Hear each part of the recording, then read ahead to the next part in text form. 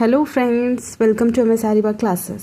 तर आजचा आपला टॉपिक आहे आरीवर्कमध्ये फेदर स्टिच कशा प्रकारे करायचं. तर सगळ्यात अगोदर आपण इथं 3 लाईनिंगमध्ये हे स्टिच करणार आहोत. सगळ्यात अगोदर तुम्ही 0 नंबरपासून थ्रेड काढला, त्याच्यानंतर फर्स्ट लाईनवर, देन सेकंड लाईनवर, असं फर्स्ट लाईनवरून सेकंडवरून थर्ड लाईनवरती घेतला. आता थर्ड लाईनवरून डायरेक्टली तुम्हाला हा स्टिच फर्स्ट लाईनवर घ्यायचा आहे. फर्स्ट लाईनवर घेतला, परत झिरोवर आल्याच्यानंतर इथं तुम्हाला डबल स्टिच करायचं आहे.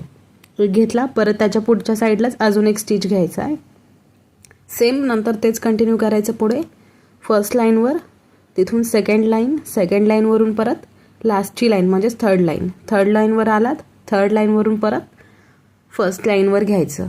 असंच हे तुम्हाला पहिली लाईन, दुसरी लाईन आणि तिसरी लाईन अशा टाईपमध्ये हे स्टिच घ्यायचे. शेवटला आलात झिरोवरती, इथं आल्याच्या नंतर डबल स्टिच. आता हेच तुम्हाला पुढे कंटिन्यू करायचं आहे. तर आपण आता हे पाहणार आहोत की फेदर स्टिच हे कोणत्या वर्कमध्ये यूज होतं किंवा कशा प्रकारचे वर्क राहतात.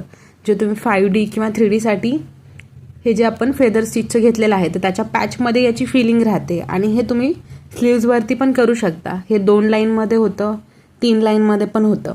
आणि हे जे वर्क आहे हे तुम्हाला डबल सिल्क थ्रेडमध्ये करायचं असतं. जर तुम्ही स्टार्टिंगसाठी बिगिनर्स आहेत, तर बिगिनर्स असाल तर तुम्हाला हे मशीन थ्रेडमध्ये याची प्रॅक्टिस करायची आहे. आणि जर तुम्ही प्रोफेशनली तुमच्या ब्लाऊजवरती ज्या वेळेला वर्क करताय, त्यावेळेला तुम्हाला हे जे वर्क आहे 2 सिल्क थ्रेड एक सोबत पकडायचे आणि त्या डबल सिल्क थ्रेडनं तुम्हाला ब्लाऊजवरती वर्क करायचं आहे. इथं आपण आता हे मशीन थ्रेडमध्ये घेते, जे की ऑनलाईन क्लासमध्ये तुम्हाला हे डिटेलमध्ये याच्याविषयीची जी पण काही माहिती असेल ती आपले ऑनलाईन क्लासेस चालू आहेत.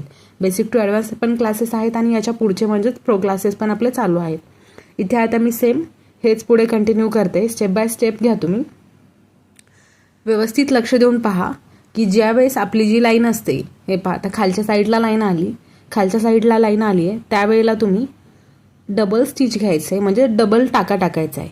आता फर्स्ट लाईनवर घेतलं, त्याच्यानंतर सेकंड लाईनवर आणि थर्ड लाईनवर जात आहे. आणि याच्यामध्ये स्पेशली ज्यावेळेस तुम्ही सिल्क थ्रेडचं वर्क करता, तर त्या टायमिंगला तुम्हाला आर्यन निडल ही निडल यूज करायची आहे, जी की सिल्क थ्रेडसाठी, थ्रेडवर्कसाठी कुठल्याही प्रकारचं ज्यावेळेस तुम्ही थ्रेडवर्क करता त्यावेळेला तुम्हाला 24 नंबर, 14, 13